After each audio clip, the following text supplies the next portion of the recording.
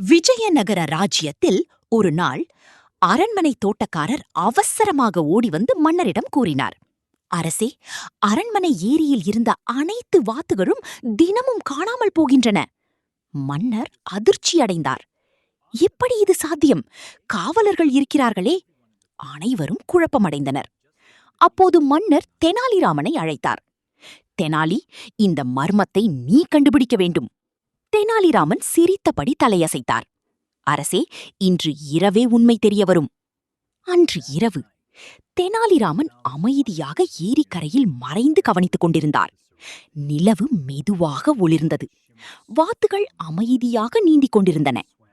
திடீரென quack quack என்று வாத்துகள் பயந்து ஓடத் தொடங்கின. ஒரு கரும்படை போர்வை அணிந்த மனிதன் மெதுவாக ஏரிக்குள் இறங்கினார். அவர் ஒரு வாத்தை பிடித்து மூட்டையில் போட முயன்றார். அந்த நேரத்தில் நிறுத்து என்று தெனாலிராமன் கூச்சலிட்டார். காவலர்கள் உடனே ஓடி வந்து அந்த மனிதனை பிடித்தனர். அடுத்த நாள் அரண்மனையில் மன்னர் கோபமாக கேட்டார், ஏன் அரண்மனை வாத்துகளை திருடினாய்?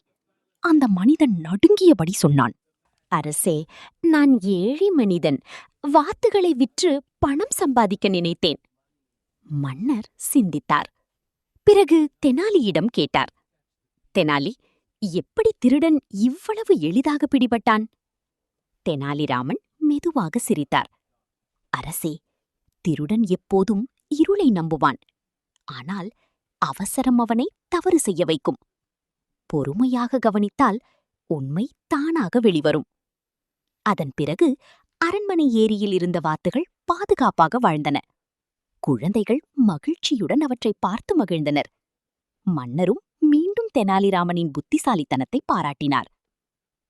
பொறுமையும் கவனமும் இருந்தால் மறைந்திருக்கும் உண்மையையும் கண்டுபிடிக்கலாம்.